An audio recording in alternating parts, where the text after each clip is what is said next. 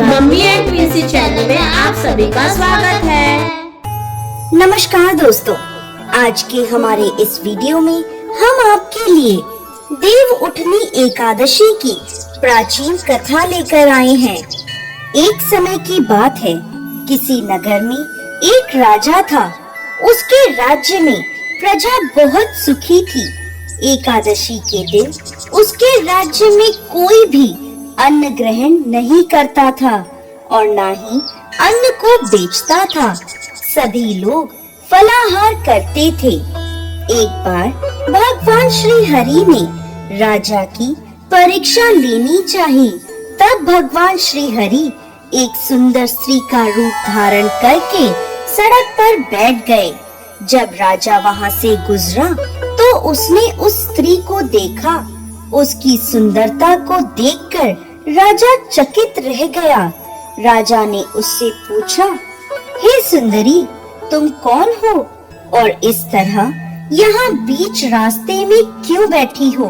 तब सुंदर स्त्री बनी। भगवान बोले, मैं बेसहारा हूँ।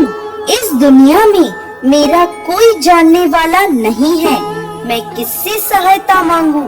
राजा पहले ही उसके रूप पर मोहित हो चुका था। तो उसने उस सुंदरी से कहा, तुम मेरे साथ मेरे महल में चलो और मेरी रानी बनकर रहो। यह सुनकर वह सुंदरी बोली, मैं तुम्हारी बात मान लूंगी, पर तुम्हें इस राज्य का अधिकार मुझे सौंपना होगा। राज्य पर मेरा पूर्ण अधिकार होगा। मैं जो भी बनाऊंगी तुम्हें खाना होगा। राजा उसके रूप पर मोहित था, इसलिए उसने उस सुंदरी की सभी शर्तें स्वीकार कर ली और उस सुंदरी को अपने महल में ले गया और उससे विवाह कर उसे रानी बना लिया।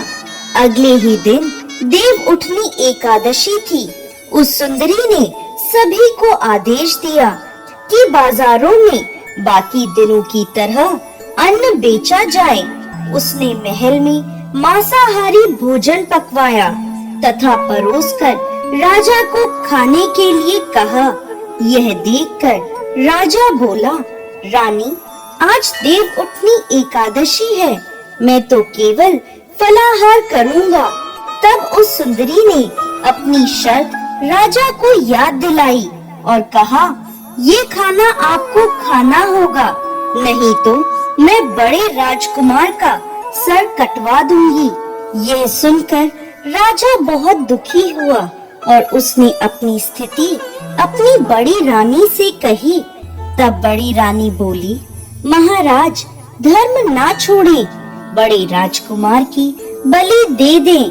बेटा तो फिर मिल जाएगा, लेकिन धर्म नहीं मिलेगा। ऐसा कहकर बड़ी रानी रोने लगी। तभी बड़ा राजकुमार वहां आ गया। माँ की आंखों में आंसू देखकर राजकुमार ने अपनी माँ से रोने का कारण पूछा। तब बड़ी रानी ने राजकुमार को सारी बात बता दी। इस पर राजकुमार बोला, मैं सिर कटवाने के लिए तैयार हूँ। पिताजी के धर्म की रक्षा जरूर होगी। राजा दुखी मन से राजकुमार का सिर देने के लिए तैयार हो गया। तब उस सुंदर स्त्री के रूप में भगवान विष्णु ने प्रकट होकर असली बात बताई और कहा, हे राजन, तुम इस कठिन परीक्षा में उत्तीर्ण हुए हो। भगवान ने प्रसन्न मन से राजा को वर मांगने के लिए कहा। तब राजा बोला, हे प्रभु, हमारे पास आपका दिया सब कुछ है। आप हम पर अपना आशीर्वाद बनाए रखें और हमारा उद्धार करें। उसी समय वहां एक विमान उतरा। राजा ने बड़े राजकुमार को राज्य सौंप दिया और विमान में बैठकर परम धाम को चला गया। हे भगवान विष्णु, जैसे आपने राजा का उद्धार किया, उसी प्रकार इस कथा को सुनने वाले, पढ़ने वाले, हुंकारा भरने वाले सभी पर कृपा करना। जय Shri Hari Vishnu. Please like, share and subscribe our channel.